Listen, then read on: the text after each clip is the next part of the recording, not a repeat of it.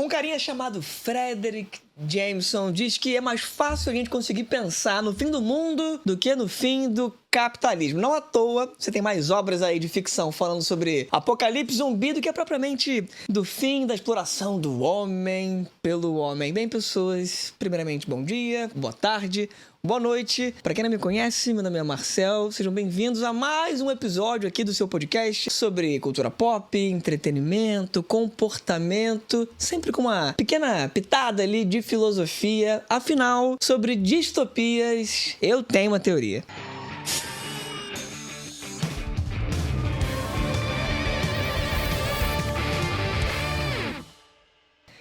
E para falar de séries, de filmes, da vida, inclusive da própria, eu recebo aqui hoje, posso dizer talvez aí um dos galãs da cena da crítica cultural aí, como se autodenomina, nascido e criado na internet. Na internet, um nativo digital. Nativo digital. Um nativo digital de muitos modos digital aí.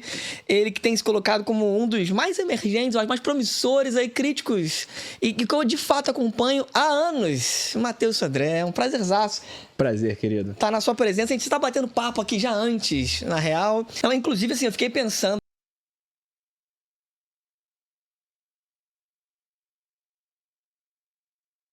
Você tem quantos anos, Matheus? Tenho 30 aninhos. 30 anos. Tem 30 anos, você percebe, né? Você deve concordar comigo. Com cutis, com carinha de 23. Acompanho desde 2023, inclusive. Você mudou muito de lá pra cá. Mudei muito. Eu vou pedir que você repita todas as coisas ditas aqui, por favor. Eu não esqueci absolutamente nada, fica tranquilo. Fico feliz. Todos os pontos mentais anotados. O Matheus, de 30 anos, é um cara da publicidade que, de cara, assim, quem acompanha você já pensa de cara como um cara da comunicação, não só um interessado, né? A gente vive um momento de... Ao mesmo tempo de pseudo-especialistas, a gente vive também um momento de pessoas generalistas, né? Com a pretensão de que podem falar de qualquer coisa. Mas você, mesmo no conteúdo, mesmo no que tá ali com aquela carinha de entretenimento, dá pra ver, assim...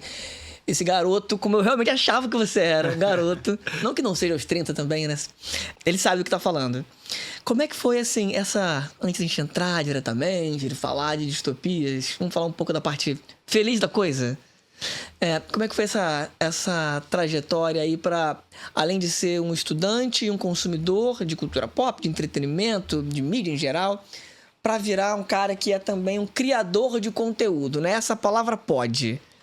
Quase pode, né? Quase, Ela né? já é mais difícil porque é o que os influencers já estão se chamando e eu já não quero me chamar de influencer, então eu quero me chamar de outra coisa e agora é pesquisador e comunicador, né? Bom. Inclusive eu tava vendo um vídeo sobre como pesquisador é a palavra do momento que a galera tá se chamando. Pesquisador? Mas Mas a gente quem? tá se auto-intitulando. Galera, agora eu vou entrar aqui uma contradição. A galera criadora de conteúdo? A galera fala criadora de conteúdo. É. Então eu tô vendo que lá fora isso começou a pegar, assim, é researcher, né? Bom, eu gosto de comunicador, assim. Eu acho comunicador bom também. Porque ele me basta, assim, né? Sim. Vai, que é genérico, é real, não tá sendo uma forçação de barra. Então é um comunicadorzaço já. Você já fala pra uma galera e o seu engajamento é muito forte também, assim. Eu acompanho tempinho, bons números, né?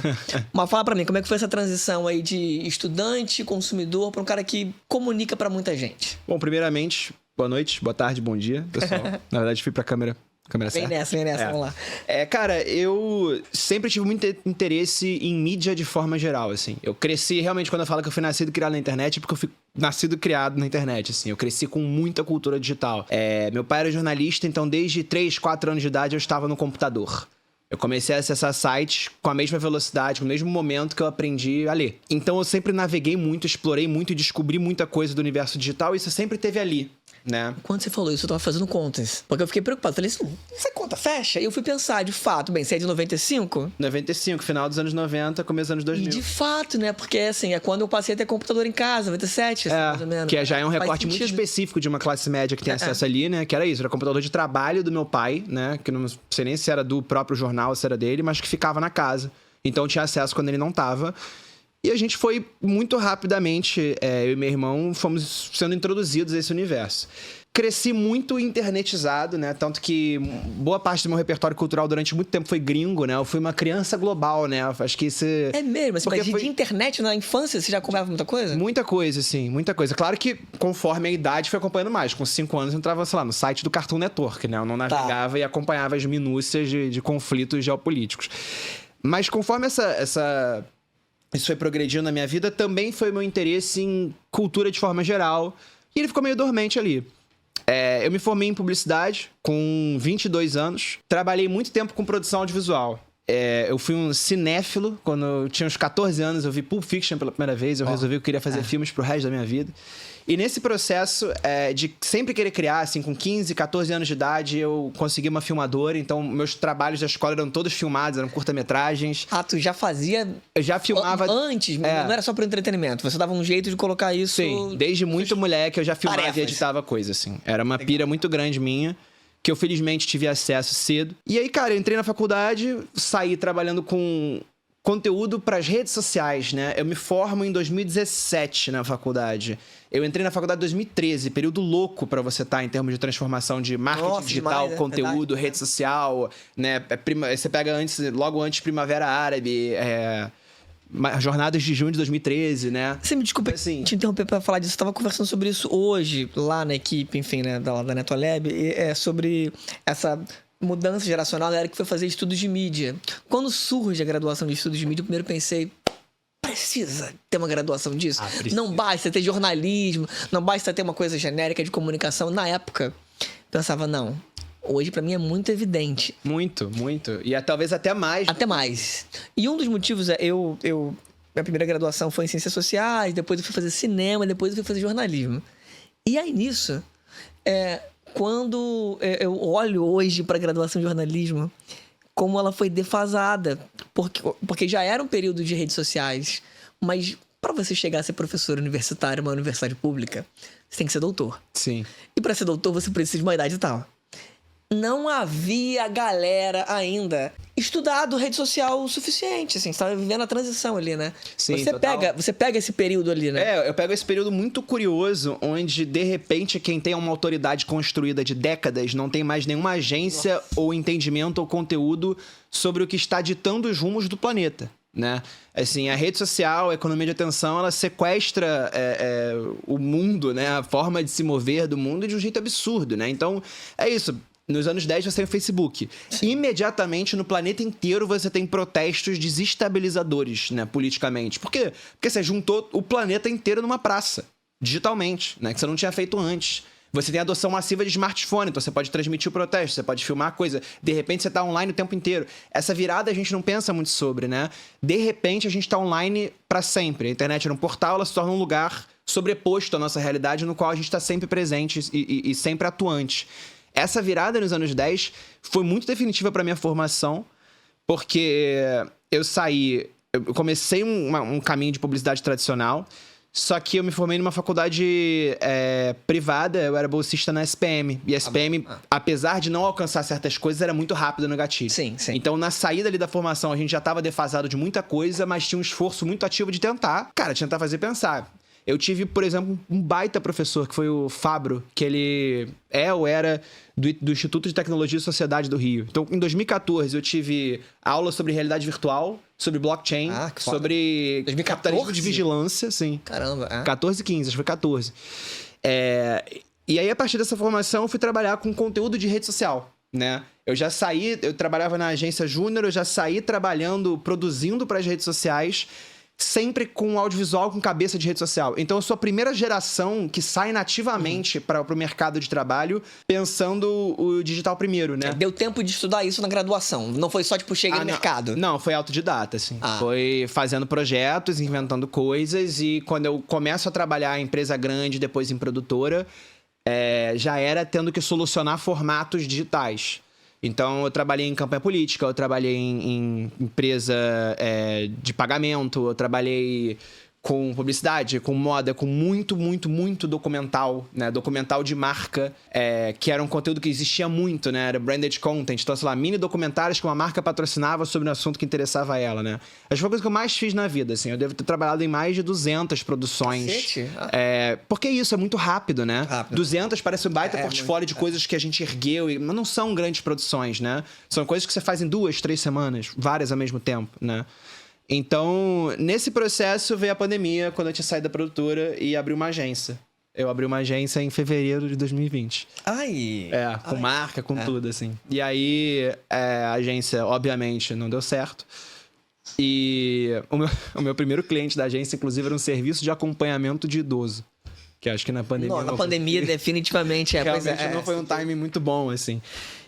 E aí eu comecei, cara, 1 ano depois, eu fiquei muito tempo no TikTok. E desde moleque eu já tinha essa pira de, porra, eu deveria ter me tornado youtuber na época que o Felipe Neto virou youtuber. Antes, né? Que é uma coisa que todo mundo pensa, né? Claro, Só que na época da escola eu já pensava, cara, eu tenho que fazer vídeo disso. Graças a Deus eu não fiz, porque eu lia, tipo, sei lá... Luiz Felipe Pondé, eu lia... Ai, que bom que lia, Guia Politicamente Incorreta da História do Brasil. Essa é uma ótima questão, né? Que é isso, né? O momento que você vai ser conhecido, isso pode ser um problema, de fato, né? Exatamente. Você foi conhecido aos 18, que é o próprio caso do Felipe. Exato. Até, né? Assim... Enfim, o Felipe foi tendo uma mudança bem grande, assim. E aí eu vou pegar e você bem soberbo em acreditar aqui que eu tive alguma influência. Felipe é meu primo, inclusive, né? Então eu conheço ele desde que ele nasceu. E ele foi bem liberaloide, foi pra um espectro bem conservador no dado momento. Chega a falar que entre Lula e Bolsonaro, votaria no Bolsonaro em 2018. Meu Deus do céu. 1 ano antes, na verdade, e aí vai rolando essa transição ali. Mas é isso, né? Enfim, é mais ou menos como você falou sobre isso de... Queria ter investido nisso antes. Não era que falar de criptomoeda agora, né? Exatamente. Eu queria ter investido nisso mais cedo. Eu queria fazer a ponte já pra falar de distopia através de uma coisa que você começou a falar sobre a sua narrativa. Narrativa própria. Você ia trazer algum ponto? Você ia chegar no fim da meada aqui e trazer mais... Eu ia terminar só a minha história de... Então vai. De como eu comecei, mas agora eu vou ser rápido, porque a galera já deve estar querendo entrar no tema. Vamos lá. Mas cara, aconteceu óbvio. Pandemia, fiz um vídeo falando especificamente sobre Tropa de Elite, inclusive, uma conversa que a gente acabou de ter, e pode até replicar aqui, sobre Tropa de Elite ser ou não um filme fascista, né? Bom, e aí eu gravei esse vídeo depois de 1 ano vendo o TikTok, consumindo o formato, entendendo o que a plataforma tava pedindo e falando, cara, pela primeira vez em 10 anos... tem uma janela aqui de consolidação de uma plataforma de conteúdo, de criar seguidor, é a primeira vez que a placa tectônica dessa operação aqui tá mexendo em muito tempo. E eu falei, cara, eu vou começar a fazer vídeo. E aí eu gravei... Acho que é a primeira vez que o Focas aparece aqui de alguma forma até. Vamos deixar, E aí, cara, eu gravei o primeiro vídeo... já pensando, já emulando o formato, porque eu já tinha essa cabeça de trabalhar com rede social há muito tempo. Então, eu já tinha sacado quando o Facebook virou TikTok, virou Instagram. Eu já tava entendendo as flutuações do conteúdo, eu já tinha aprendido a adaptar linguagens para novos formatos. E aí eu usei comigo. E aí... Você foi parar em Kawaii da vida ou não? Ou não chegou nesse ponto? Kawaii nunca cheguei, assim. Sempre fugi do Kawaii, assim. E aí, já que como eu vou fazer a ponte já pra Facebook, pra redes sociais, aliás, você tá no Facebook hoje em dia também? Não. Porque embora seja uma linguagem, você pense de cara de velho, em termos de monetização, hoje é onde mais monetiza. É o Facebook. Pô, eu recebo muita oferta de agência querendo me monetizar pro Facebook. Pra inventário vale muito a pena. Comentário meio empresarial. Mas se você tem, como você tem muito vídeo, vale muito a pena. Assim, de render algumas vezes mais do que YouTube, por exemplo. Algumas boas vezes mais. Interessante. Né? Mas enfim, trazendo a ponte aqui, já você fez essa trajetória de vida, como acabou chegando ali, falando de distopia. Você menciona essa criação de uma arena digital, de fato, uma praça pública ali, sobretudo com o Facebook e o Twitter, de alguma forma, né, acaba colaborando para isso também, embora ele fosse um pouco mais antigo, né, antes mesmo de Primavera Árabe e tudo mais. Mas a gente tá falando aí, nesse momento, de utopias. Ainda existe naquele momento, parece, um certo fôlego para pensar, vamos criar novos mundos. Hoje, a gente tem uma outra atmosfera, parece que é uma atmosfera mais de contenção de danos. Muito mais cínica, muito mais resignada. Né? O quanto as big techs aí, quanto as redes... tem papel nisso, nessa sensação de... E como tem esse papel nessa sensação de desesperança aí? Pô, total, inteiras. Elas são as principais... Não diria as únicas, mas certamente os principais agentes responsáveis pela perda da nossa capacidade de sonhar, né? Para mim, as big techs e a colonização do cyberespaço, vamos chamar assim, né? Ou seja, esse momento, a partir dos anos 10, onde a internet deixa de virar um arquipélago de sites e vira... redes sociais de empresas privadas, cada uma com capital bilionário. Essa virada de chave ela é muito marcante porque ela condiciona o planeta inteiro a estar sob um regime de economia de atenção. Ela hiperindividualiza a gente e produz no longo prazo, né? Até a gente chegar hoje numa economia de hipercomparatividade, né? No sentido de que você abre o seu telefone e você se compara com 1000 pessoas diferentes de todos os lugares do mundo, com histórias e faixas econômicas e etárias diferentes. Então, né, o mundo ele é um grande fluxo hipercomparativo e uma timeline algoritmizada, né? Isso individualiza a gente pra caramba. Não só isso, como quando a gente tá presente o tempo inteiro no nosso telefone celular, quando tudo é presente, nada é futuro. Então, assim, se você tá o tempo todo sob diversas notificações online, 24 horas por dia, em várias redes sociais diferentes, consumindo um eterno presente ali num fluxo infinito de conteúdo, de informação, e de repente uma coisa que aconteceu semana passada já é jurássica, uma matéria da semana passada é jurássica, né? Você tá num momento onde tudo é hiper presente e nada é futuro. E o passado é sempre reciclado e a gente fica sempre comendo poeira do passado, perdido, sem olhar pro futuro, assim. Esse movimento, ele não é acidental das Big Techs, né? Ele tem a ver com lucro. Ele tem a ver com...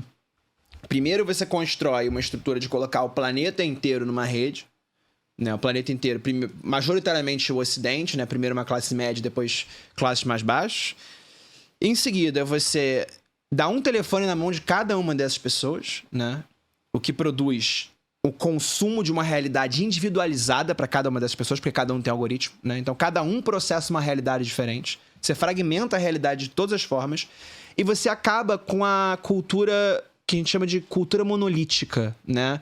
Que é uma cultura central, mainstream, digamos assim, né? A discussão de eventos. E a gente tem um momento de sonho ainda com isso quando você volta, sei lá, Game of Thrones, né? Até o Big Brother, né? Futebol em algum nível, que é você tá na frente da TV, que é o primeiro quando surge o second screen, esse conceito, né? De segunda tela, que é você tá vendo uma coisa na TV e você tá ali no seu celular. Paralelamente vendo uma segunda.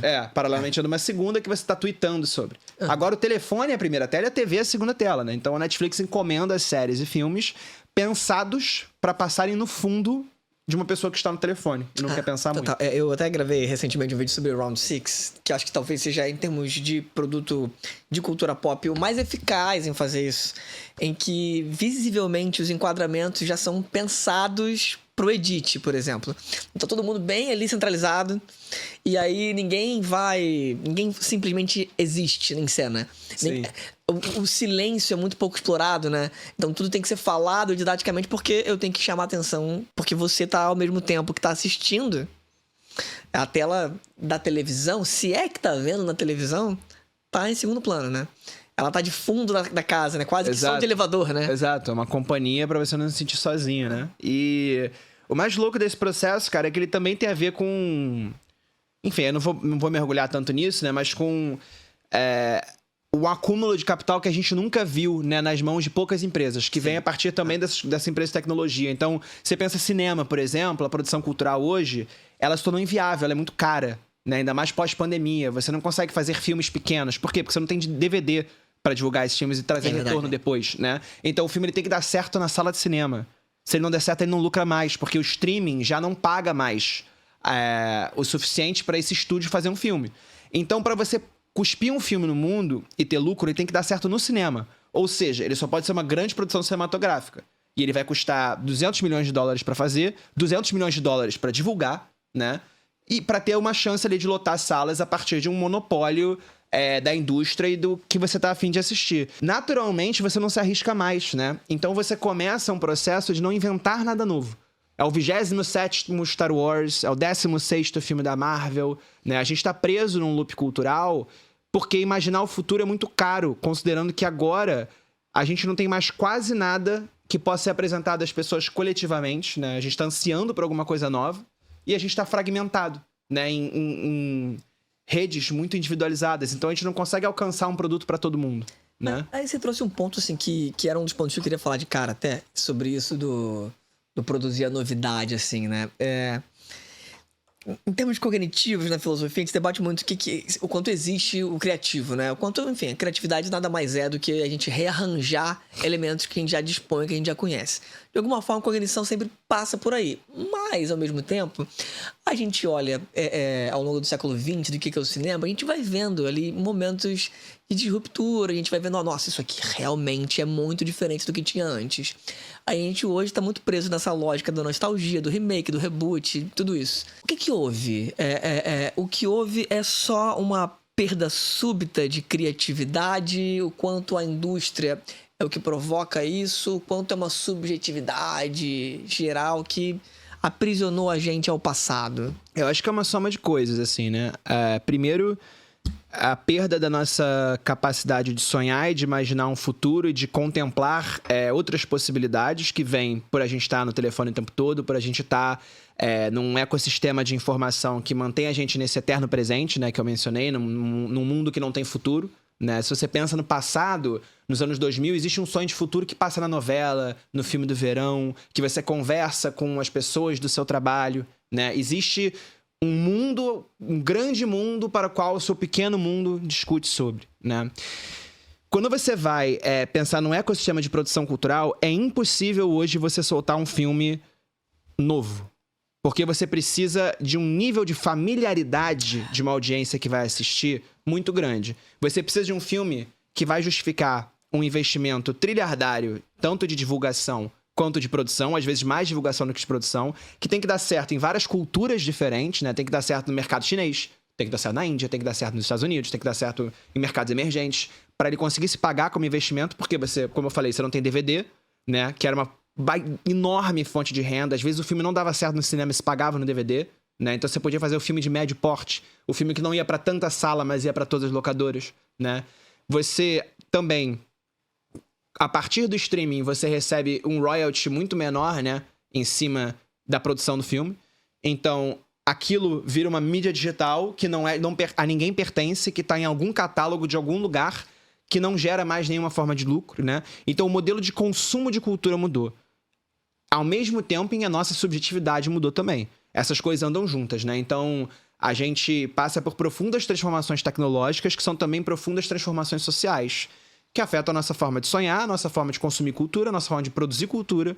A crise de criatividade não existe. Acho que a gente nunca teve acesso a tantas ferramentas criativas na história, né? A gente hoje tem uma democratização do acesso aos meios de produção audiovisual sem precedentes. Qualquer pessoa faz um filme. Ninguém vê esse filme. Porque esse filme está submetido a uma lógica algorítmica. Esse filme ele vai ter que disputar espaço numa timeline. Esse filme ele não vai para um streaming, né? E é claro que antigamente você tinha uma distribuição muito mais limitada. Tinha que estar num fluxo de uma locadora ou de ser uma média produção no mínimo. Mas ao mesmo tempo você tinha uma oferta em portes diferentes, né? Então, é claro que você só vê remake, né? O que mais você consegue prometer para um investidor que vai realmente retornar 200 milhões de lucro? Se não o novo Caça-Fantasmas, que ninguém pediu, mas que todo mundo vai assistir porque... Porque também é isso, né? O cinema, ele virou uma experiência diferente. O cinema morreu, cara. O cinema acabou. O cinema, ele tinha a ver com a ideia de cultura monolítica, de uma cultura central. A gente era muito mais passivo no nosso consumo de cultura. A gente respeitava muito mais a produção que a gente não entendia, né? Então... Sei lá, cara, pega nos anos 2000, o David Lynch solta Cidade dos Sonhos, que é um filme incompreensível, né, de uma forma linear, maravilhoso, e muita gente ama. Sim, esse filme funciona.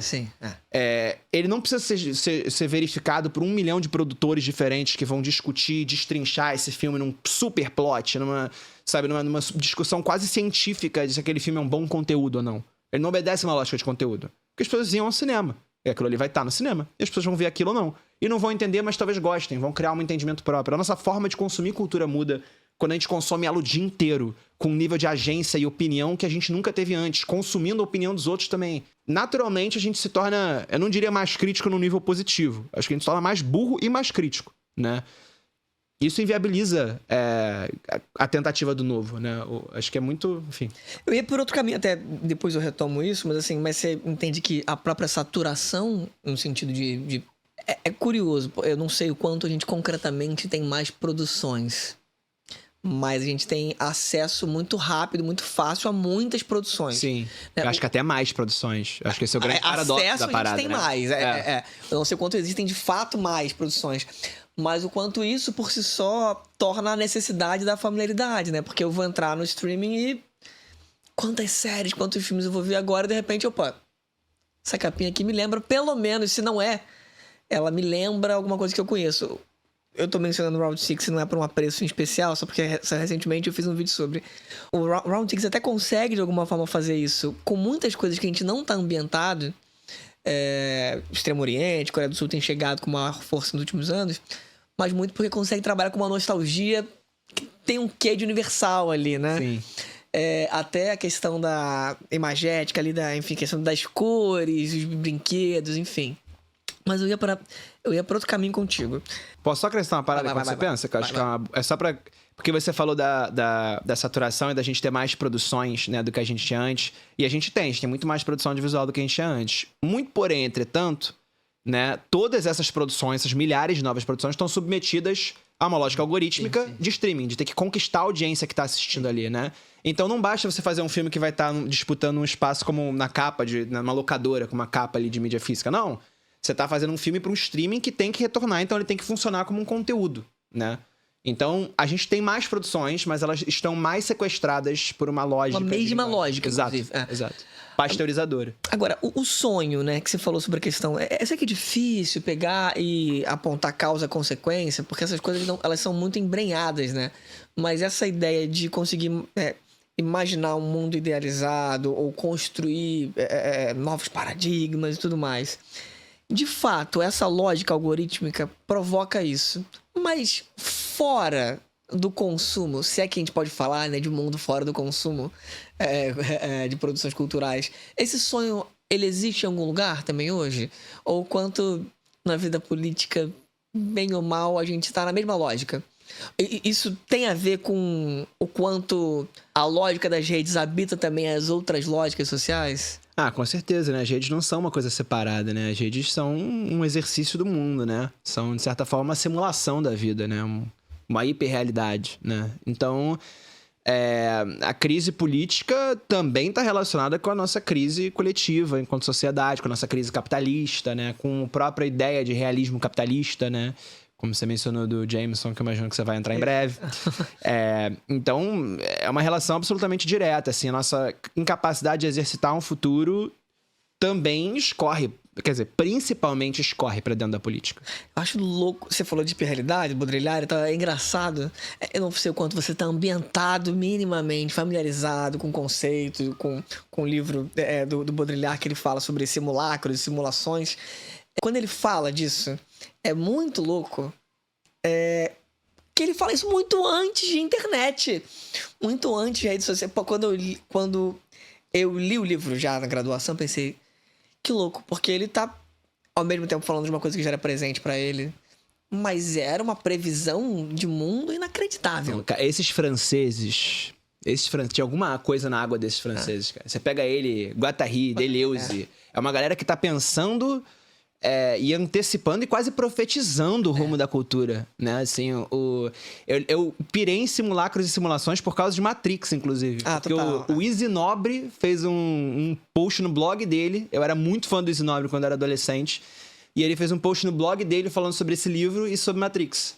E foi a primeira vez que eu tive contato, eu tentei ler, não entendi absolutamente nada. Aí eu tentei ler com 18 anos, não entendi absolutamente nada, mas fiquei fascinado. E reli no ano retrasado, assim. E aí, né, entendi bem mais, mas ainda em muitos aspectos... Sempre tem um pedaço que você não entende absolutamente nada, né? Acho que essa é a magia. Você fica voltando e revisando, né? A formulação de pensamento, né? Mas, enfim. Muitos historiadores antigos brincam que a filosofia acaba conseguindo tomar, em parte, ou pelo menos, né, conversar ali com a mitologia, porque ela tem essa capacidade de profecia também. Só que é uma profecia que não tá na crença só, né? Tá, de fato, na capacidade de associar uma leitura mais concreta de mundo. E aí, trazendo aqui um ponto já dentro disso, como quem acompanha você há anos, eu noto que, embora, né, você fale muito de futuro, né, seja talvez o seu nervo central de análise, né, ao mesmo tempo, você tinha uma visão mais pessimista, parecida das coisas. Eu não sei quanto você tinha a visão ou quanto você fez um rebranding aí de persona pública. Onde que a gente consegue encontrar? Aí, porque as distopias cada vez menos são futuristas.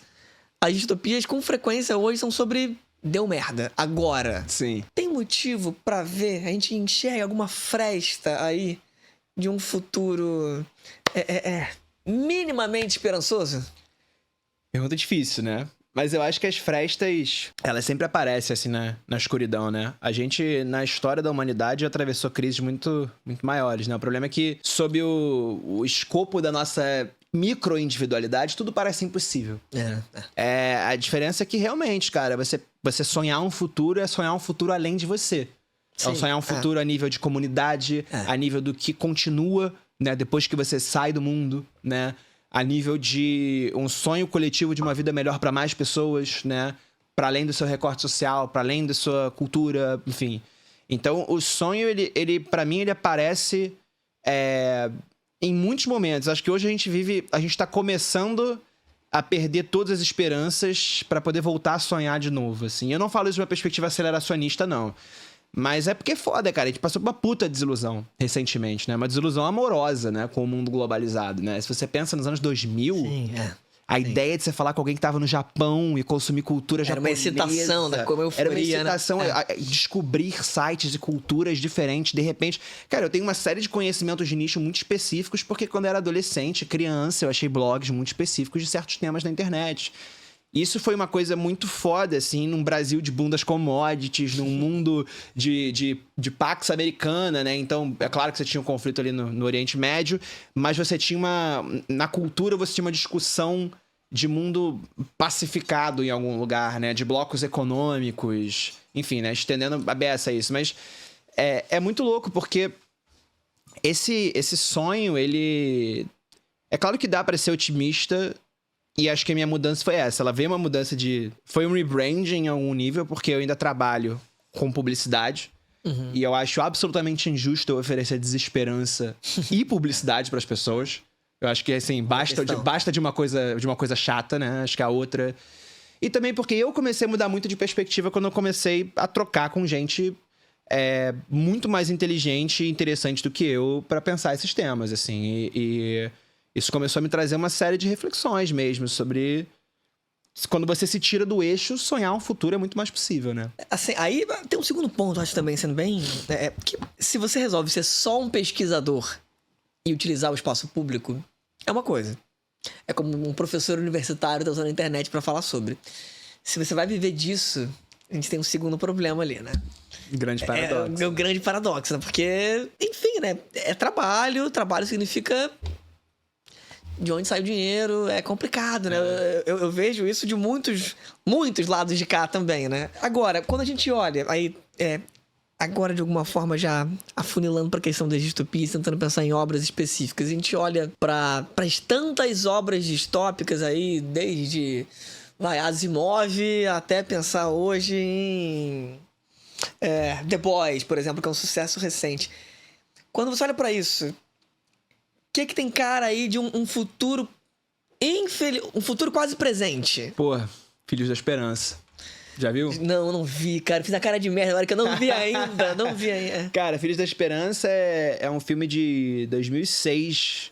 É uma dívida antiga, É um puta filme, assim. Acho que ele pra mim, a distopia mais presente, assim. Mais agora. Mais bizarra, assim. Em vários níveis. Mas acho que pra trazer pra alguma coisa que a gente pode falar... The Boys. Em algum nível Matrix, mas aí acho que a gente vai entrar numa seara bodrilaresca que acho que a gente deixa um pouco mais pra frente.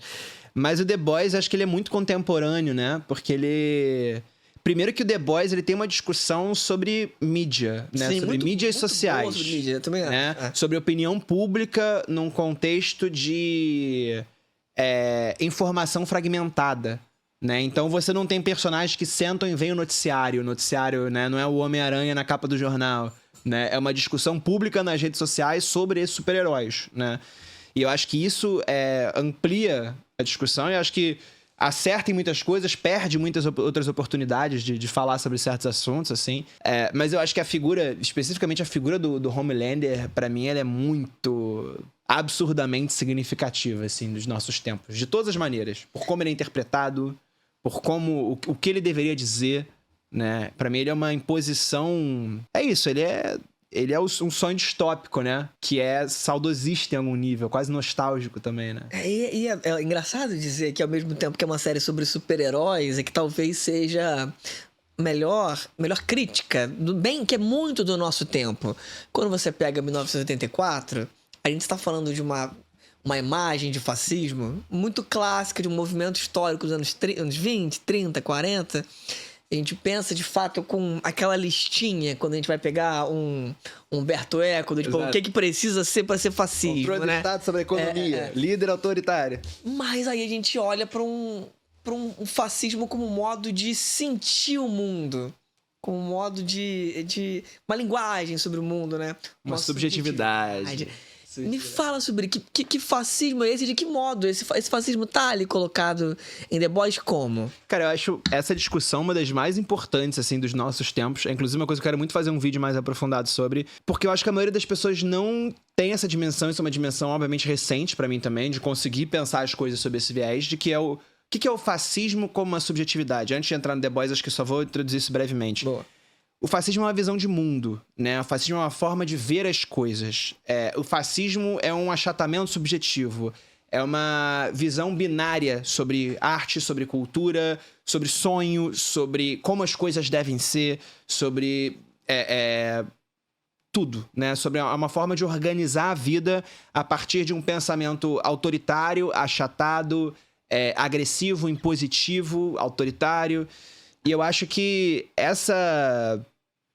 entender a subjetividade fascista, o fascismo que existe, inclusive, dentro de cada um de nós, na nossa formação de pensamento, é muito fundamental para a gente sacar como ele está presente em boa parte das expressões culturais que existem, inclusive muitas que a gente gosta e aprecia, que eu gosto e aprecio. Então, a contradição, ela existe, a gente está imerso em diversas delas, a gente não tem que se limpar das contradições, elas fazem parte. Mas é importante entender isso. A subjetividade é uma forma de pensar o mundo e ver as coisas. Simplista, achatadora, agressiva, autoritária, como eu falei. The Boys é muito interessante porque eu acho que trabalha a ideia do super-herói de muitas maneiras diferentes, mas trabalha esse tropo, né, o clichê do super-herói, porque também o super-herói ele surge num tempo de pensamentos, né, achatados, né, e autoritários em muitos contextos, né? Você pode expandir pra caceta essa discussão, né? A gente tem uma mega discussão se o Batman é fascista ou não. Tanto do Nolan quanto a figura do Batman. A figura do Batman. Que eu, pessoalmente, acho absolutamente fascista. Não falo assim enquanto crítica, enquanto percepção cultural. E aí, é importante, assim, enfatizar aqui, né? Que é o grande debate, quando a gente pega e fala, né, de figura A ou B na política. E mesmo fora da política institucionalizada, é importante enfatizar, quando se debate tanto fascismo, a gente não tá falando, mais uma vez, de reproduzir ipsis literis o que foi aquele fenômeno histórico. Fenômenos históricos não se repetem, mas alguns sentimentos são constantes. Exatamente, exatamente. Esse saudosismo, né, de o que tiraram da gente, ou de como as coisas podem ser, né? E acho que o The Boys, acho que é a terceira temporada ou é a segunda temporada que tem a Stormfront? Eu acho Stormfront, que é a dela? terceira. Que é a nazista, de fato. A nazista, né? assim. Eu acho muito legal trazer ela, porque acho que existe um didatismo ali em conectar a figura do Homelander, né? Como, né, uma figura que sempre teve associada ali ao trumpismo, ao homem forte americano, né? Essa coisa quase diretamente fascista, não falada, né? Que muita gente achava que não era. E aí você traz uma nazista, de fato, que em algum lugar se relacione muito com o Homelander, né? Eu acho essa investigação muito maneira, porque eu acho que traz até um presente a noção de que se essas correntes de pensamento se encontrassem, elas teriam muito em comum. Justamente por uma forma de pensar e ver as coisas muito parecida, né? Uhum. E é exatamente isso. Quando a gente tem medo da volta do fascismo, não é das mesmas condições se darem para que um movimento histórico se reencene. É justamente do saudosismo que algumas pessoas vão cultivando a partir das frustrações e neuroses, que vão produzindo uma agressividade cada vez maior nas formas de expressão, né? Isso vem desde a gente cultuar figuras como Homelander até uma série de outras figuras da cultura pop como um todo, né? E a cultura pop começa a entregar mais dessas imagens também para que elas sejam cultuadas, né? Então, essa polêmica, ela vai se expandindo, assim. E o The Boys, especificamente, eu acho que ele trabalha isso com uma ironia e cinismo que, por vezes, eu acho muito bom, muito potente, muito debochado. No final, eles já estão falando, gente, não é possível que vocês não estão entendendo. Né? Ele fica até óbvio demais. Na cara, né? Já fica até drástico, assim, né? Trágico. Mas eu acho que num momento específico ali, ele trabalha, inclusive, bem demais essa noção desse fascismo de mercado, desse fascismo de mídia, né? O Homelander, ele é uma marca, né? Os super-heróis são uma marca exatamente. e ele é a marca maior. Exatamente. Né? E a marca maior é uma marca de fascismo. O Homelander é fascista, né? Assim, isso não é uma crítica minha ao Homelander, isso é uma constatação do que ele é. É um baita personagem. Exato, justamente por isso. O Homelander, eu acho um personagem maravilhoso. É assim. muito bem Ele é atuado. fascinante. Nossa, a atuação dele é o... Tony Starr. É Anthony Starr. Anthony Starr, Anthony Rapp? Não, Anthony Starr. Acho que é Anthony Starr o nome do ator, né? Agora, é até engraçado pensar isso, porque quando a gente olha pra anos atrás, eu sinto que o medo era de que Matrix, que é essa lógica da simulação, em que hoje a gente fala de metaverso, de alguma forma as máquinas sugando as nossas energias literalmente dentro da história.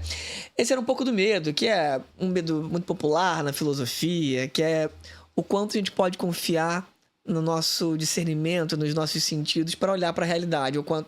Mas aí, se isso era um grande medo, isso aqui, isso eu sou maluco, e se isso aqui, no final de contas, é uma máquina dominando a gente...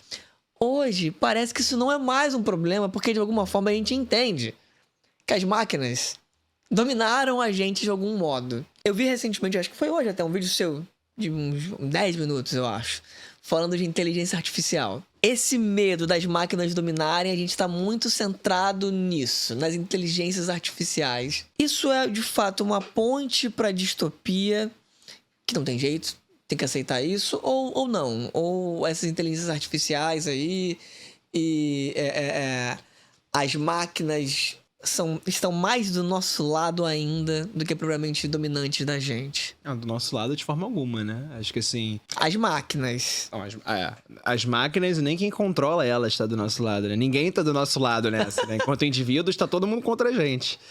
Cara, eu acho muito doido, porque Matrix é um filme que ele é sempre muito atual, né? De todas as maneiras. Acho que até que você tá falando de alegoria da caverna, né? Você tá falando de Platão. Então, assim, é um filme com uma base filosófica milenar, que obviamente vai sempre ressoar, porque afinal ressoa há milhares de anos, porque não hoje. Mas, em especial, eu tenho pensado muito sobre o papel da inteligência artificial em estabelecer essa metáfora de Matrix de uma forma cada vez mais nítida, assim, cristalina, que é justamente ela se alimenta de nós para então... para nos dar o sonho, né? Para produzir uma Matrix, uma simulação de realidade enquanto ela suga a gente, né? É muito louco pensar como a gente tá num nível quase literal do Matrix, né? Pensando que a coleta de dados que a gente passa hoje é um processo de sucção, né? É um processo de raspagem cada vez maior. Eu tava vendo um dado, eu preciso confirmar o instituto, mas isso é uma coisa muito falada em muitos lugares, né? O principal uso do ChatGPT é terapia. E aconselhamento. Principal. Em muitos lugares é o principal. De 24 para 25 estourou.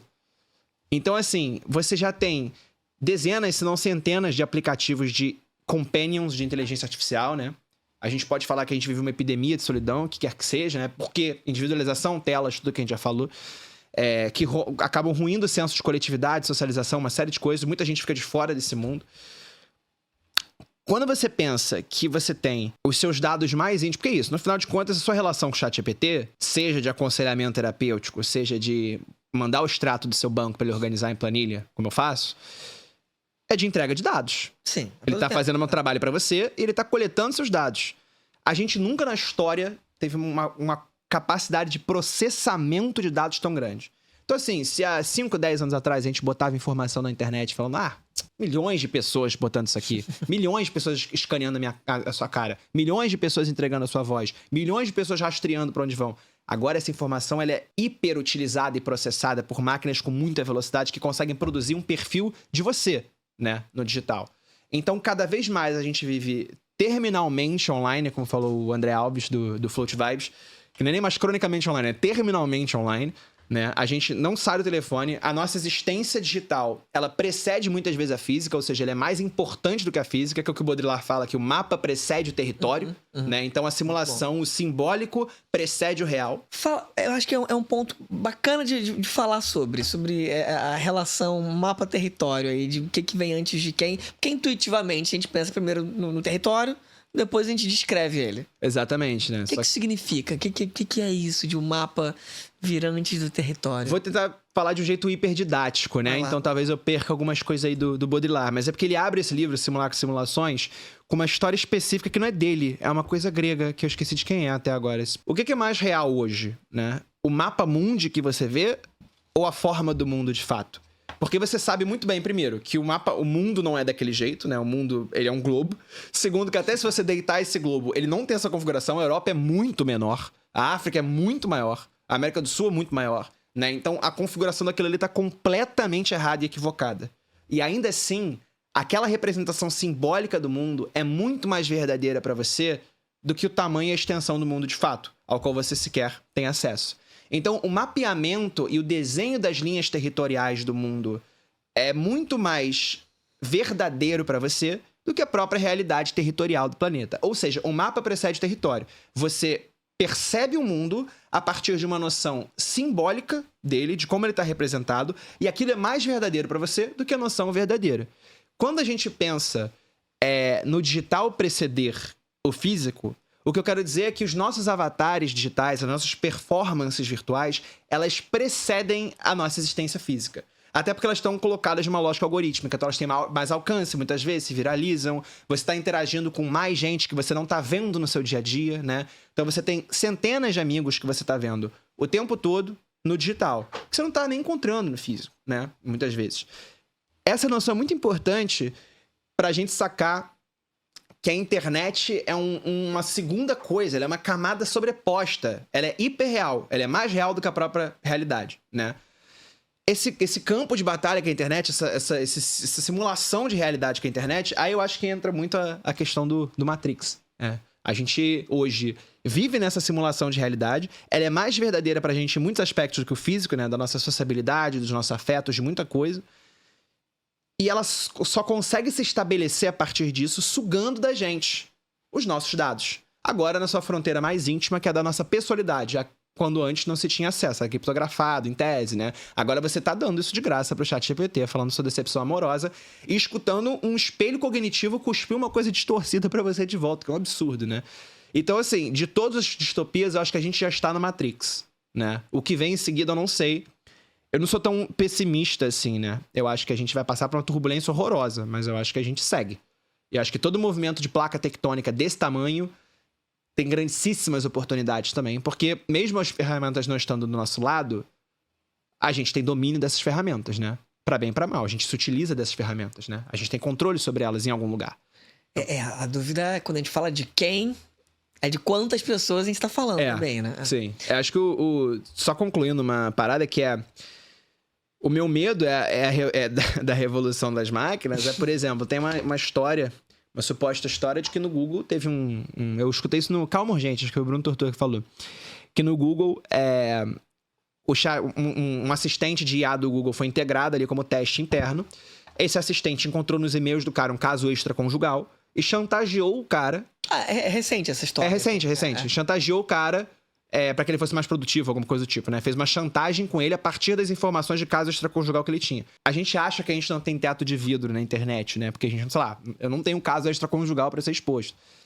Mas a gente não sabe o que vai ser exposto e distorcido e utilizado pela máquina contra a gente, né? E o poder que a gente não tem ideia do poder dessas máquinas ainda, né? Que vai desde, enfim, vazar, sei lá, dados bancários. Exatamente. Eu não tô nem falando na esfera pessoal, necessariamente. E se for na esfera pessoal, às vezes não é uma traição, às vezes é, sei lá, uma mega intimidade, um trauma de infância, que você se sentir hiper humilhado se aquilo fosse público em algum momento, né? Agora, assim, o quanto... E o que prometeu o seu grande cânone ali das distopias, né? Black Mirror, que vai fazendo, né? Episódio por episódio. Eu fico, enfim, pensando até o quanto ela, de repente, perdeu o sentido, a série. A série perdeu um sentido rápido, porque antes parecia... Virou um jargão, né? É muito Black Mirror. E hoje parece que Black Mirror é o contrário. Black Mirror é que agora, de fato, emula... o que a gente já tá vendo. Cara, a velocidade distópica do mundo é tão grande que a série não acompanha, né? A produção da série, sim. E também a série tem que competir na lógica de algoritmo, né? Então ela também perde uma qualidade muito grande de roteiro e de aprofundamento que ela poderia ter e que ela tinha nas primeiras temporadas, justamente porque ela precisa tá competindo com o estímulo, tá competindo com outras séries, tá competindo nesse fluxo, né? O Black Mirror, pra mim, a coisa mais inteligente do Black Mirror é o nome. Acho brilhante. Cacete, né? O nome é absurdo, acho assim, pra época. A primeira temporada tem algumas coisas que eu gosto. Eu nunca gostei muito de Black Mirror, mas tem alguns episódios que eu acho bizarros, assim, né? De incrível. Eu gosto mais da premissa do que da execução. Exatamente. Né? Tem alguns episódios que eu acho especiais pra caramba, assim, né? Acho que até o San Junipero, né? Que é o mais premiado, dos clássicos, assim. Tem muita coisa interessante. Tem outras que eu acho horríveis, assim. Tipo aquela do negócio que você guarda todas as memórias com o olho. Do olho. Eu acho que toda a sua... enfim. Mas sabe que eu acho que de Black Mirror e desse programa, ou o próximo programa, né? Porque o Black Mirror ele é meio que um Twilight Zone reinventado tecnológico, né? Eu acho que o próximo programa que vier de hipóteses sobre o mundo vai ser obrigado a sonhar de novo. Isso eu acho interessante. Porque o Black Mirror só é um problema porque ele tem que ser intrinsecamente distópico como premissa, né? Se você dá alguns passinhos pra trás, o próprio Entire History of You, né? Que é o do olho, que... Isso. Ou até várias outras paradas, né? Cara, você consegue também imaginar futuros possíveis a partir de uma tecnologia, né? Você consegue imaginar futuros de abundância, né? Você consegue pensar muita coisa diferente, assim. Então, eu acho que a gente vai ser obrigado a voltar a pensar um futuro que não é tão lógico, tão racionalizado, tão achatado, tão... Vai ser ruim por causa disso, isso aqui vai acontecer, né? Eu acho que tem até...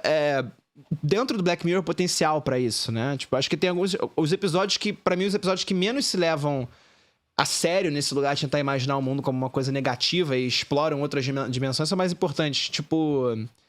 Aquele dos caras, que é da 4ª temporada, dos caras do jogo de luta. Que um deles usa Chun-Li e o outro... Sim. E aí eles se atraem dentro do jogo e começa a ter relações sexuais. Claro que aquilo ali é distópico no nível de descorporificação, o cara tá ali no VR e tal. Mas como exercício de imaginação, muito interessante, né? Então acho que tem um potencial enorme não de um futuro otimista, né? De tipo White Mirror, de uma coisa assim do bem. Não é do bem, mas acho que tem possíveis exercícios de futuro que não são tão drásticos, sabe? Você trouxe a questão de Matrix, da vontade de aprofundar, a questão embodrilhar até. Mas a gente tava mencionando sobre isso aqui antes. Sobre o quanto o autor não é dono da obra, né? E Matrix foi absurdamente apropriado por um discurso Red Pill. Inclusive daí vem o nome, né? Sim. Incel... Até mesmo... Sendo uma alegoria transexual, né? Inacreditável. Mas, enfim, é ok que as pessoas não tenham, às vezes, um repertório tal. Mas é muito doido como vira 360 a história. É discutível, mas o próprio V de Vingança, que apesar de todos os pesares ali de cinema, é uma história que tem como mote, né? O anarquismo, tá derrubando um governo fascista e virou símbolo no Brasil. Como esquecer, né? Enfim, é doido de pensar isso. Já tem 12 anos, né? Da Jornada de Junho. Pô, lá, né? Jornada de Junho foi eu tinha 18 anos, né, cara, na Jornada de Junho, assim. Virei um adulto oficialmente. Ali, né? Em julho manifestações. de 2013. Vem pra rua, vem contra o aumento, cara. E é muito bizarro, porque o Guy Fawkes, né? Ele já era predominante na internet por causa do Anonymous. Anonymous, sim. Né? Então você já tinha ele como uma figura globalizada. Inclusive, acho que a máscara do Guy Fawkes penetrar nas manifestações de junho é uma estampa ali de que aquilo ali é muito mais parte de um movimento globalizado, né? Do que uma coisa local, né? E ali também é isso, eu acho que especificamente o V de Vingança é uma coisa meio anarquia, mas eu acho que, cara, já tava ali numa camada também de Anonymous, já entrou ali ressignificado. Sim. Eu não diria que... Eu diria que boa parte das pessoas que estavam ali... Não estavam pensando em V de Vingança. Eu não tava pensando em V de Vingança, né? Eu vi o filme por causa das manifestações. Ao contrário, porque assim, eu tenho 8 anos a mais que você. Nessa diferença aí... V de Vingança, ele foi um sucesso absoluto para uma geração ali que consumia esse tipo de produto, né? E eu fico pensando o quanto é uma questão de uma certa dissonância cognitiva ou é a linguagem mesmo, assim. A linguagem, mesmo querendo falar de uma disruptura, a linguagem já tinha ali a sementezinha, já tinha o ovozinho da serpente ali, o quanto... Mas em Matrix também tinha, que eu não sei o quanto isso não é só uma apropriação, que eu não sinto isso em Matrix. Eu não sinto em Matrix, mas acho que Matrix está contaminado por um outro momento de mundo, cara. São 10 anos muito significativos. Matrix tá contaminado pela virada do milênio. E a virada do milênio, por mais pessimista em algum nível que ela seja, existia quase que uma obrigação de oferecer esperança. Exceto, sei lá, os japoneses, né? Você pega O Chamado, Cairo, Lain, Até Que Eu Tô Usando a Camisa, Ghost in the Shell, qualquer obra sobre... Ghost in the Shell, inclusive, é uma das principais inspirações de Matrix, né? Qualquer obra que fala de futuro deles na virada do milênio é absolutamente pessimista e fantasmagórica, né? Muitos filmes de terror dessa época, inclusive, relacionados a isso. Mas quando você pega no Ocidente, cara, eu acho que existia uma expectativa do que tava ali por vir, de alguma melhora, né? Tanto que o Matrix, especialmente o primeiro filme, né? Mais do que os outros que aí aprofundam mais em questões próprias do que na alegoria, né? No primeiro filme, né? Há de haver um outro mundo pelo qual vale a pena lutar, né? Então acho que tem essa coisa também de vamos atravessar uma coisa que vai ser difícil, né? Que é escapar da nossa realidade, sair da Matrix e ter que lutar por um mundo que é muito pior, mas é real. Mas né? é uma distopia esperançosa ainda. Ela oferece uma esperança na luta. Mas é porque ao mesmo tempo também me parece que ela tá tratando... A trama trata mais de um universo que naquele momento era muito mais visto como não uma metáfora concreta e como algo mais ficcionalizado mesmo, mais uma ficção científica. Isso que você traz do Baudrillard e tal, eu acho que é mais uma visão talvez de hoje, né, que a crítica em geral vai ter, do que naquele tempo o autor tá pensando, né, os autores estão pensando. Não, Matrix tem uma cena com o livro do Baudrillard. Eles têm o Neo. O livro aparece? Dele, o Neo guarda o disquete dele dentro do simulacro e simulações do Baudrillard. Que máximo, não tô ligado. Aí ele abre e o livro tá cortado com o disquete dentro, porque o livro em si é um simulacro. Máximo. Né? Foi por causa disso que eu aprendi o que era simulacro e simulação. Tem muitas referências, enfim, tem muita referência de fato a Platão, assim, quando ele vai no oráculo, é a cena clássica dentro da República, que de fato Sócrates vai ao oráculo, tá escrita mesmo uma frase de Sócrates em cima do... Mas eu não tinha noção que Baudrillard era diretamente, assim, mencionado. Era uma... É a base teórica do filme, assim, né? Mas eu não tinha dimensão quanto era uma coisa consciente, assim, né? Que às vezes a teoria povoa o imaginário, cara, é impossível saber. Eu só sei disso porque eu li esse texto do Isinobre em 2010, muito especificamente. Pô, eu torcer muito pra que isso não seja uma fake. Você não já olhou... Não é uma fake, é uma cena. Eu lembro dele mostrando a cena, assim. Eu surtei muito, mas eu lembro, porque foi de onde despertou o meu interesse por simulacros e simulações, assim. Mas o Matrix também tem essa perspectiva, né? Que é interessante, que é uma libertação do mecanicismo, né? É uma libertação da dominação da máquina. Então ele é mais otimista também, porque ele não tem a ver com esmagar um sistema humano, né? Eu acho que ele não tem uma lógica avassaladora, destrutiva e binária de destruir uma coisa corrupta. Sim. Né? Quando você pensa em V de Vingança, você tem uma coisa corrupta que tem que ser destruída. Quando você pensa Tropa de Elite, você tem uma coisa corrupta que tem que ser destruída. Quando você pensa Cavaleiro das Trevas, você tem uma coisa corrupta que não vai ser destruída, mas que só o Batman consegue atuar naquela zona cinza, né? Então, eu acho que esse punitivismo, ele começa a aparecer também quando as coisas começam a dar errado. Né? E o V de Vingança, ele surge no momento que as coisas já estão começando a dar errado. Pós-crise de 2009, o Cavaleiro das Trevas é logo antes, né? Caraca, o mundo não tá... V de Vingança depois de 2009? Acho que não. Não é 2008, 2009, não? Eu acho que é antes do Batman Cavaleiro das Trevas até. Acho que 2006, acho que é 2006. Eu acho. V de Vingança vem... Tá junto do Batman, então. O primeiro Batman... primeiro Batman é 2005, eu acho. Não, mas é porque o Begins não tem zero atmosfera, né? Sim. O Nolan... É outra história, né? O Batman se torna realmente, assim, essa Gotham, representação... A ideia que você tem de uma metrópole, né? Como um lugar... A visão fascista que se tem de uma metrópole suja, estragada e destruída e corrompida, né? Que o Nolan pinta achando que tá fazendo uma coisa cinza no Batman, é no segundo, né? E o próprio mega sucesso vem daí, inclusive. Né? Exato. O 1 não é um ultra Porque sucesso. a gente estava ansiando por isso, né? A gente estava ansiando por essa leitura, de alguma maneira. Assim como em Tropa de Elite, a gente estava ansiando por essa leitura também, né? Pois é. Aí a gente retoma a questão aí do quanto o autor não é dono da obra, né? A gente estava falando aqui ainda agora sobre o quanto Padilha, né? Que se é que a gente pode chamar assim, eu tenho certa ressalva com a expressão autor quando a gente fala de cinema. Né? Quem é o grande autor do filme. Mas, enfim, o Padilha como autor ali, por assim dizer, pelo menos de Tropa de Elite, ele teve ali vai e vem, zigue-zagues dele de posicionamentos políticos, mas supostamente ele estava fazendo uma crítica que ele se coloca à esquerda. Mas o filme, ele é muito comprado, ele alimenta demais aí... através de uma linguagem de euforia, de excitação, de tapa na cara, de violência, né?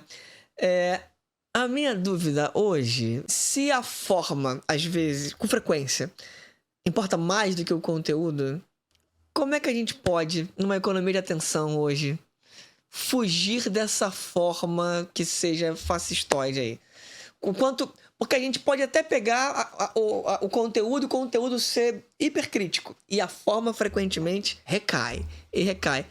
Dá pra fugir muito disso hoje? Se é a linguagem do nosso tempo, parece? Eu acho que a gente tem que assumir que a gente sempre quer em algum lugar isso, né? Todos nós. A gente tá sempre recorrendo a um conteúdo de péssima qualidade de absorção, né? De informação, né? Rápido, estimulado, limitado, achatado, raso, agressivo, burro, obtuso, né? Todas essas coisas são o fluxo de redes sociais de conteúdo, né? Ainda assim, você tem outras coisas, né? Porque é o que a gente tá falando. Mesmo que a gente tá saturado dessa lógica de telas, né? A gente tá cansado, a gente tá com fadiga. Quando a gente tá com fadiga, eu acho que essa é a parada. Existem circunstâncias pra você oferecer alívio em vez de estímulo. E esse alívio, ele vem. Ele é um ponto de partida pra se pensar, porque você ainda tá no telefone olhando e scrollando, né? Então você tá submetido a uma lógica achatadora, que a gente pode até estender muito essa discussão pra falar sobre como é muito impulsionadora de um pensamento fascista e binário, a partir do momento que as interfaces de rede social são, né, preto no branco.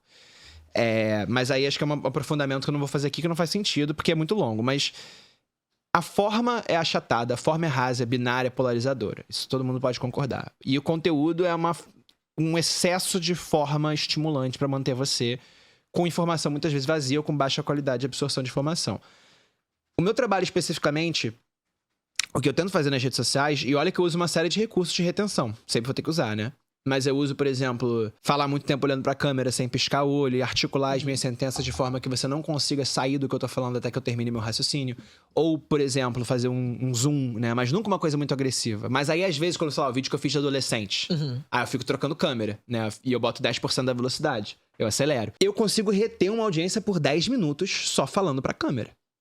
É claro que tem uma miríade de coisas aí que fazem isso acontecer. Eu não tô falando que o meu conteúdo é limpo e foge às regras de um jogo digital, de maneira alguma. Mas ele também não joga baixo. Ele também não é sujo, é estimulante e agressivo. Nessa esteira, você tem milhares de outras pessoas criando conteúdo dessa forma. Milhares de pessoas oferecendo alívio em vez de estímulo. Milhares de pessoas oferecendo espaços pra isso. Eu acho que a gente tá começando um lento movimento, né? Não de saída das redes, mas de fadiga das redes, que vai produzir outras redes menos produzidoras de fadiga, né? Se é que faz sentido isso. O offline, no momento, é um luxo, né? Tanto que todo o carrossel de pseudo-especialistas por que o offline é um novo luxo, né? Estamos todos cansados das telas, vamos para o offline. E, ao mesmo tempo, o offline, ele é um privilégio do caralho, né? Assim, vamos combinar. Se você leva 2 horas pra ir pro trabalho, 2 horas pra voltar, Você não tá agarrado no telefone também, né? você vai fazer o quê? Não, ler um livro. Assim, fantástico se você conseguir, mas, cara, você precisa de uma coisa um pouco mais forte pra te tirar dali, né? Você precisa de uma droga um pouco mais agressiva que tá sendo oferecida no seu bolso também, né? Então, é claro que as circunstâncias de vida não vão te permitir viver. A cidade é cara. A cidade expulsa. A cidade não tem... A gente não tem espaço público direito, né? Então, você tem menos e menos experiências coletivizadas. Agora, eu acho que há de haver digitalmente cada vez mais espaços que ofereçam essa lógica. Até o próprio Substack é um degrau abaixo, né? Não tô falando que é uma revolução, porque tem uma curadoria, tem um algoritmo ali, mas ele te faz ficar lendo uma coisa durante tempo. Ele te faz ritualizar a sua forma de ler e consumir alguma coisa, né? São coisas muito básicas que você pode fazer a nível individual e que vão recuperando a sua agência digital, né? Vamos lá, eu vou puxar isso aqui porque, além de tudo, isso dá um bom corte uma vez, sendo, infelizmente, safado e precisado dentro da lógica das redes. Caraca, meu irmão. Você acabou de fazer a pergunta, como fugir da lógica? Vamos lá, é isso. Que hoje, individualmente, eu tô falando isso porque a gente pode discutir aí muitos movimentos necessários até de conseguir sair da lógica, não falo lógica das redes não, lógica das big techs, porque eu acho que as redes hoje, enfim, são tanto quanto inevitáveis. Individualmente, já que a conversa começa por aqui, o que é possível? Cara, eu acho que são pequenas coisas. Tudo que eu vou falar tá, obviamente, submetido a um recorte social, né? Em que vai ser, por vezes, mais limitado para alguns recortes do que outros. Então, eu não vou falar assim, escuta um vinil, né? Assim, porra. Apesar de que é isso. O vinil, pra mim, é um bom exemplo, né, da experiência analógica, que em muitos lugares hoje é tratada como fetiche, e é fetiche de consumo em muitos aspectos, mas é também uma forma de você ter um processo, uma experiência, uma relação muito mais completa com mídia, uma relação muito mais presencial num ato físico do que você tá fazendo, né? Qual que é a importância do processo analógico, de você pegar uma câmera para gravar alguma coisa em vez do seu telefone, que tá ali entre 1000 aplicativos diferentes, de você abrir um CD, que seja, não tô falando do vinil pela qualidade, você pegar um CD e colocar num CD player, né? E escutar o som do CD, escutar o álbum completo do CD, ler o encarte, ver o que está atrás, o que está na frente, de você ter um DVD e colocar um filme, né? Esses pequenos rituais analógicos são o começo, eu acho, de uma crescente popularização dos rituais presenciais e materiais, ainda fetichizados, mas que apontam para uma vontade nossa de interagir com tangibilidade, com materialidade, com fisicalidade, com o mundo ao nosso redor. Cara, a gente vive uma vida cada vez mais descorporificada, ou seja, a gente vive um mundo inteiro na internet sem nenhum contato. A gente se ama, a gente se acaricia, a gente se filma, a gente se mostra, a gente se expõe, a gente chora, a gente sofre sem nenhuma corporidade, né? Quando você tá esse tempo todo nesse exercício, e aí você vai assistir um filme, é um botão de aplicativo, você vai escutar uma música, é um botão de aplicativo, que entra o anúncio, que pula a coisa. Cara, você não consegue ter nenhuma relação presencial com mídia. Você vai escutar música, você vai abrir o Spotify enquanto você tá indo fazer uma outra coisa, e você vai escutar aquilo como fundo. Você não vai sentar e colocar ali o negócio no CD e sentar e escutar aquilo. Você nem consegue, você vai ficar olhando no telefone, né? Mas você recuperar essa autonomia de estar presente nas coisas importantes. Ler um livro. Ler, de forma geral. Até se você quiser ter uma experiência de colocar um álbum no Spotify e ouvi-lo inteiro, né? Tentando trazer aqui também para circunstâncias onde você não precisa de tanto consumo para resolver isso. Apesar de ser uma coisa vintage, ainda tá num contexto consumista, né? Então é difícil a gente sair de uma lógica de consumo material sugerindo essas coisas, justamente porque a solução é sempre materialista, porque a gente vive num mundo materialista, né? Capitalista. Mas eu acho que o mais importante é ter na sua cabeça a noção de recuperar a sua autonomia digital, a sua capacidade de prestar atenção nas coisas, de engajar com as coisas, de estar presente nas coisas, que vai ser um redutor absurdo também da ansiedade causada por esses aparelhos. Não a ansiedade da vida, porque a vida produz muita ansiedade nos dias de hoje, naturalmente. Então, cara, é isso. Eu acho que produzir rituais pessoais, seja, por exemplo, em vez de você ficar no telefone de noite, você tentar ler, ou você jogar palavras cruzadas, ou você fazer qualquer coisa que não seja ficar scrollando. E aí depois você se permite, vou ter 1 hora de scroll aqui hoje, sei lá, sabe? Tem dias que eu falo, hoje eu vou ficar no Rios 1 hora deitado na cama. É pra também a gente não começar não a acreditar não é uma hiperdisciplina disso. Não é hiperdisciplina e também não é meio que vamos voltar a não utilizar o que era o mundo antes disso. Não é sobre... Exatamente. Sobre... Não é se tornar um sujeito analógico, porque isso não tem nenhum cabimento. Exatamente. Mas tanto as tecnologias analógicas quanto, enfim, um certo comprometimento consigo de lembrar o que é não estar hiperconectado, né? Com a ritualização, quem sou eu fora de uma tela na minha frente, né? Exatamente. Você retomar a ritualização do seu consumo de mídia de informação para que você absorva isso melhor e tenha mais paz nesse processo, seja mais prazeroso. Tantos autores falam aí sobre o capitalismo, seu capitalismo de performance hoje, o que já vinha antes das redes, as redes aí amplificam isso demais, o capitalismo cooptou até a revolta. Aí a minha dúvida a gente quer mesmo, eu falo a gente, eu tô falando não mundo, não um senso genérico aí, um ente abstrato de sociedade. Aí você pode responder por você, evidentemente. A gente quer mesmo esse mundo não distópico, ou a gente aqui, como criador, que pensa cultura pop, que pensa mídia, a gente ganha muito com isso também. Eu quero dizer, cada vez mais a gente vê aí, eu não tô falando de um lugar específico, nenhum criador específico, mas a gente vê críticos desse mundo de hoje indo num canal, aí de repente eu contra 20 caras e tal, e eu não tô nem fazendo nenhum saldo maior. É uma dúvida concreta. A gente quer mesmo esse mundo não distópico, ou quanto esse mundo distópico de hoje não é um pouco conveniente pra gente também aqui, como quem tá performando na internet? Cara, acho que é um problema de ovo e galinha, né? Assim, eu não vou dizer que eu desgosto de performar na internet, porque certamente é um trabalho melhor e mais confortável do que a maioria dos outros trabalhos. Se eu pudesse, eu não performaria. Se eu pudesse, eu não existiria na internet, assim. Eu não tenho... mesmo, isso é real, assim. Cara, eu, dentro do meu processo de análise, nesse momento, acredito que sim. Eu tô absolutamente aberto a descobrir que não, que eu gosto da validação que vem disso. Já gostei muito, já me alimentei muito da validação de rede social. Hoje, como a maioria das pessoas, eu sou meio cansado disso, né? Tanto que a minha virada é de deixar de ser influencer, ainda sendo, mas do posicionamento influencer, né? De ter uma exposição online muito grande da minha vida, de mostrar a minha vida, ele tá muito atrelado ao entendimento de que eu não quero mais estar online. O que não quer dizer que eu não queira ser uma figura pública, que eu não queira estar falando nos lugares, que eu não queira apresentar programas, estar em podcasts. São coisas diferentes, São né? coisas Uma diferentes. coisa é você ser um comunicador. Especialmente desse ecossistema, né? Sim. Eu gostaria de não fazer parte dele. Eu gostaria de estar em ecossistemas diferentes, né? No longo prazo, isso é um plano. É um projeto, assim. Não sei até em que momento isso vai ser viável. Ao mesmo tempo, é muito confortável me alimentar disso. E é a primeira vez na minha vida que eu tenho verdadeiro conforto econômico, assim, de poder guardar algum dinheiro, né? Não muito, mas poder guardar algum dinheiro, poder empreender em alguma coisa, poder investir em outros projetos, né? Eu tenho um programa de YouTube que eu invisto, eu tenho um podcast que eu investi fazendo. Então, assim, eu tô articulando coisas com dinheiro pela primeira vez. Eu acho que isso tem a ver com saber aproveitar, reunir os privilégios e também as condições de sorte, de habilidades necessárias naquele momento para você tirar vantagem daquilo, mas eu consigo perfeitamente imaginar uma realidade onde as cartas me são dadas de outra maneira, onde o mundo é outro, e eu não tô fazendo isso. Então, eu também não tento cair numa grande culpabilização individual de estar nesse lugar, como se a gente estivesse oferecendo algum nível de se aproveitar desse ecossistema, né? E, cara, a gente sobrevive. Eu não tenho herança, meus pais não têm aposentadoria. Eu vou ter que trabalhar pra aposentar meus pais. Meu mote é esse. Então, assim, eu não tenho... É claro que eu tô numa condição de privilégio muito acima de outras pessoas num recorte brasileiro, mas eu não tenho dinheiro de família. Eu não tenho como parar.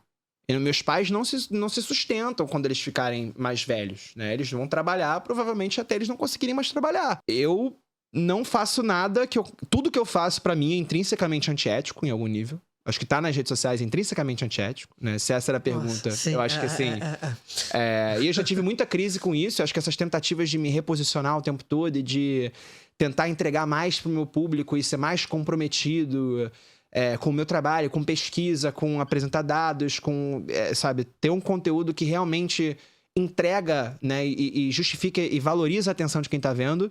Isso, são dois lados, né? Tem uma vontade de querer justificar a minha posição, que faz isso, como isso também produz um engajamento que vai ser checado num reporte de marca que vai me chamar para fazer um conteúdo, né? Sim. Então, assim, eu sempre vou ser chamado por marcas para justificar os discursos de consumo delas a partir da minha visão de mundo, né? E pra mim essas sempre são micro traições em algum nível, né? Em muitos lugares são marcas que eu gosto de trabalhar com, que eu não tenho nada contra, muitos inclusive projetos que eu apoio, né? Eu não faço nada que eu considere ruim ou que eu considere tosco e num sentido, né, não tosco de cafona, mas tosco de não é legal, né? Eu tenho já abominável, né? Claro. Eu já recusei muita coisa, mas isso pra mim não é também um sinalizador moral. Nossa, olha os trabalhos que eu já recusei. Pega mal também fazer trabalho merda, cara. Sim, Pega mal fazer bet, sacou? Não vou fazer bet. Então, acho que resumindo, é isso. Existe uma contradição intrínseca à minha profissão, como na maioria das outras, o que eu não acho que relativiza ela. O que também não deve produzir culpa em mim no nível excessivo, mas culpa o suficiente para que eu esteja sempre trabalhando para ser o mais transparente possível dentro de uma vitrine, o que não é possível, né? Então, é uma dialética, cara, infinita, assim. É uma coisa que eu trabalho demais, assim, na análise. Eu faço análise há 3 anos. E que é pouco tempo, até, inclusive, para análise, né? Eu acho que muita gente tira vantagem. E eu acho que, de forma geral, dá e não dá pra separar o joio do trigo. Eu ainda sou uma pessoa brigando pela sua atenção. Eu ainda sou uma pessoa usando de subterfúgios de linguagem digital e tecnologias diferentes pra reter a sua atenção. Eu posso virar agora e falar com a diferença de que eu te entrego alguma coisa. E muita gente até vai falar que sim, com a diferença de que eu entrego alguma coisa. Mas no final das contas, o objetivo é o mesmo, né? Mas eu vou ser franco aqui, de fato, assim, você é muito bom nisso, de fato, assim. Então, eu acho que tem 2 pontos aí. Acho que essa culpa vai acompanhar, em certa medida, sempre. De ser, ao mesmo tempo, o crítico e, em parte, objeto da crítica. Mas se você não ocupar esse lugar, alguém vai ser criador de conteúdo. E se a forma vai ser mais ou menos a mesma, se resta qualquer coisa de rastro, de conteúdo que fica, que bom que você tá falando, cara. Porque eu falo você, Matheus, eu não tô falando você entrevistado genérico. Porque alguém vai chegar a muita gente. E, na verdade, com frequência, quem tá chegando. E eu não tenho essa análise que eu acho que é pobre de estar corrompendo as mentes. Nem acho que é isso, mas assim, tá provocando, de alguma forma, certos... Ou tá retroalimentando alguns vícios ali que eu acho que, dentro das contradições possíveis, você deixa qualquer coisa que vai fazer alguém olhar para essas mesmas mídias que você tá se valendo e vai promover, no mínimo, autorreflexões que essa pessoa vai se pensar no mundo. Fico feliz que você produza conteúdo de verdade, assim. Eu, quando comecei a acompanhar você, assim, eu comecei a acompanhar vendo como algo que eu vejo ainda. Via nada, via porra nenhuma. Vejo muito pouco, na real. Consegui fazer um conteúdo sobre mídia denso, que eu acho que você faz um conteúdo bem denso. Você pega 10 minutos, consegue fazer uma coisa densa, real, e uma galera acompanhando de fato. Eu acho isso muito maneiro. Eu acho isso máximo. E resguardo um tantinho de inveja. De verdade. Eu poderia falar que a palavra eufemística aqui, de admiração, mas é inveja, de fato. Porque você consegue aprofundar a coisa ali, que hoje eu, até aqui, acabo tendo que muitas vezes descer o tom, como um cara que é professor, que foi ter o doutorado da coisa, e penso, cara, o público que eu chego hoje... Eu não tô me desfazendo de você que tá assistindo isso, mas que não tem essa familiaridade, assim. Então acho o máximo que você tenha conseguido alcançar essa galera mesmo. Pra mim, assim, se eu pudesse te confessar que o meu grande tesão nesse trabalho, em tudo que eu faço no meu trabalho, meu tesão é: será que eu consigo fazer uma coisa completamente na contramão do que tá sendo feito? A minha grande pira é essa, assim. Então, porra, o Instagram fala assim, não, cara, o vídeo tem que ter 1 minuto e meio. Eu falo, pô, será que eu boto 10 e eu viralizo 10 minutos?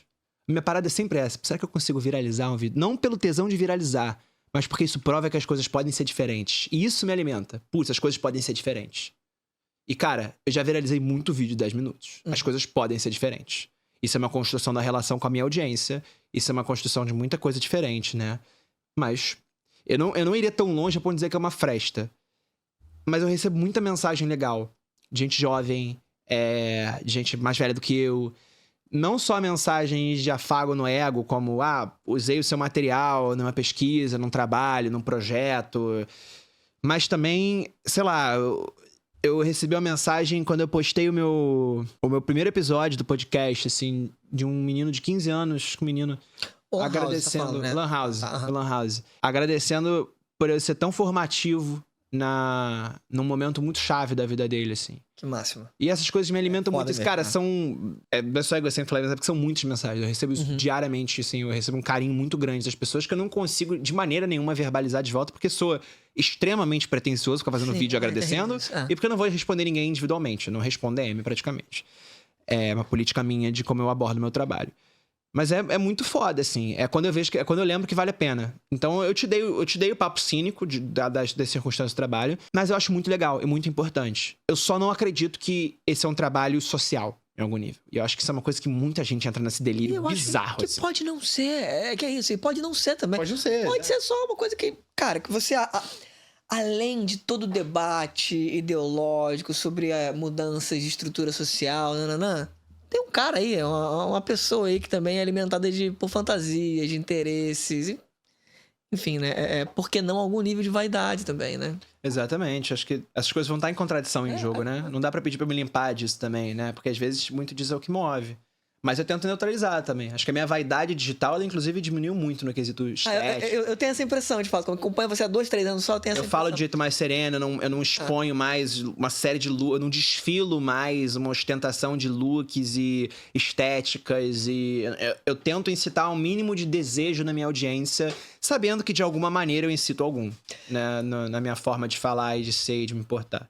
apesar de apostar muito no conteúdo, e ver também, né, que você foi apostando menos na questão estética sua mesmo até, de figurino até, Sim. nos vídeos, ao mesmo tempo eu te digo que, apreciando o que você diz, eu acho que você já entendeu a lógica da coisa a ponto de, se você quisesse ir pro entretenimento-zaço, você já teria aí um bom caminho, inclusive. Eu acho que já teria uma galera vendo você pensando, tipo... Eu consigo ver você com todas as contradições do mundo na MTV, por exemplo.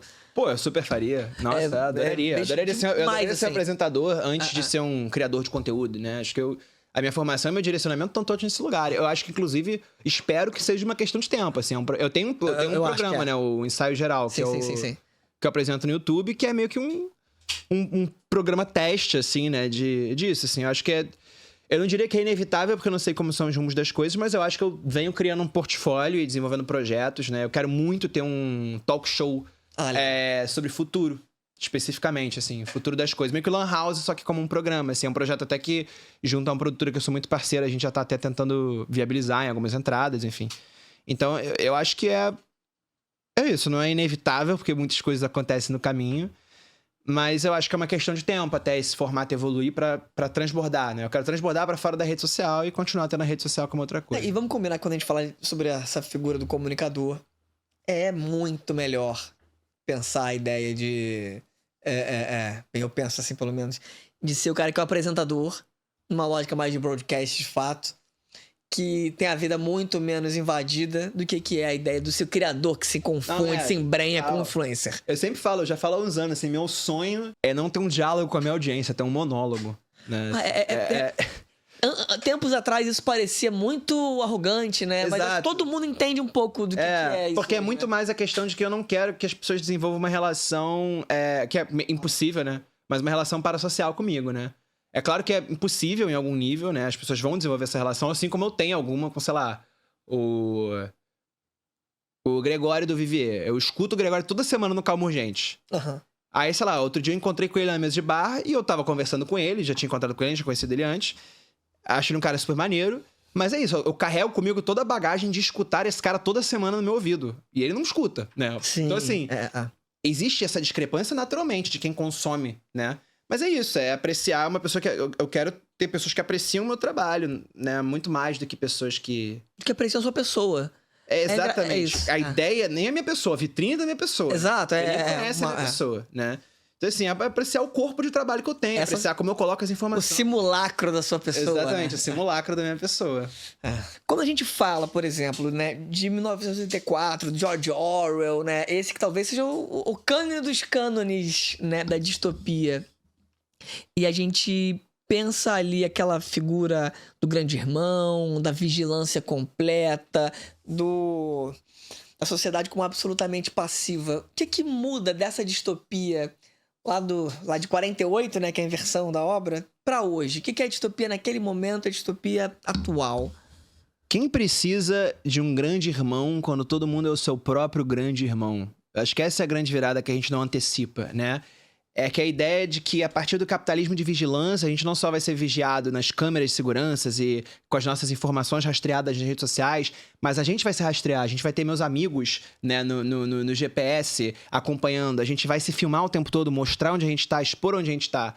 É um termo incrível que eu não lembro quem deu o nome, que é Panoptic Content, né? O panóptico, né, que é uma ideia do Foucault, que também tá aplicada no 1984, né, que é a ideia de uma coisa que vê tudo, né? Um formato prisional que consegue ver tudo ao mesmo tempo, né?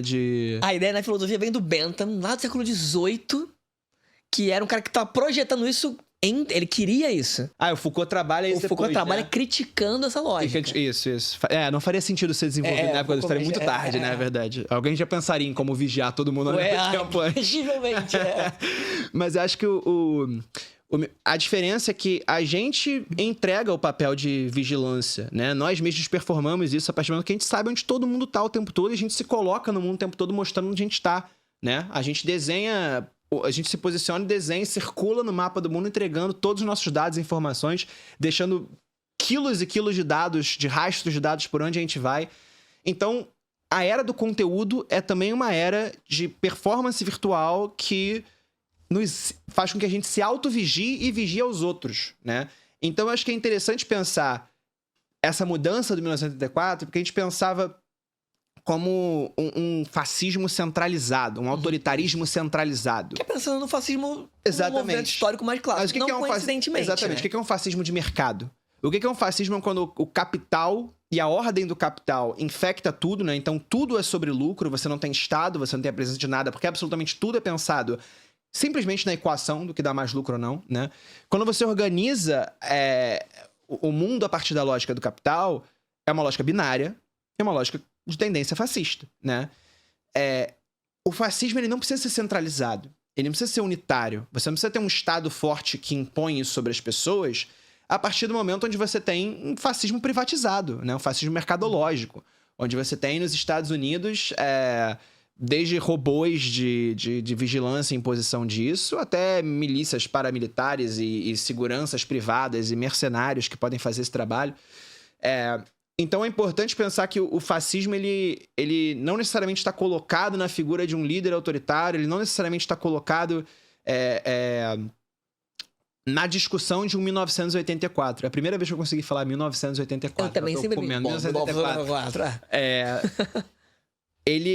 Ele tá esparramado, ele tá nichado, ele tá algoritmizado, né? Ele tá hiperindividualizado, né? Então ele funciona ali em frações de cada um de nós, né? Ele tá descentralizado, era a palavra que eu tava procurando. O fascismo tá descentralizado. Em 1984 é um processo hoje de descentralização, né? O poder, ele tá em cima da capacidade de vigilância em cima de cada um de nós, indivíduos, não por um Estado forte, mas, no caso, pelas Big Techs, né? Que agora são aliadas do governo americano, sempre foram, e que tem uma capacidade sem precedente de dividir essas informações com o governo, né? E com outros governos. Então, realmente é um contexto onde é importante pensar de uma forma não binária sobre um futuro autoritário, né? Sobre um futuro fascista. Que não tá ficando parecido com 84. Então, a gente não tá indo na direção disso. A gente tá indo na direção de uma série dessas coisas, já tá executando uma série dessas coisas, né? Se você não tá dormindo, você tá percebendo. Matheus, cara, foi um papo muito bom, assim, eu teria 1000 perguntas a fazer a mais, ciente de que você teria 2000 arcabouços pra me responder aqui. Brigadíssimo. Eu que agradeço, querido. Foi um baita papo. Mais uma vez falei a beça. Queria ter falado mais. Queria que tivesse 2 horas.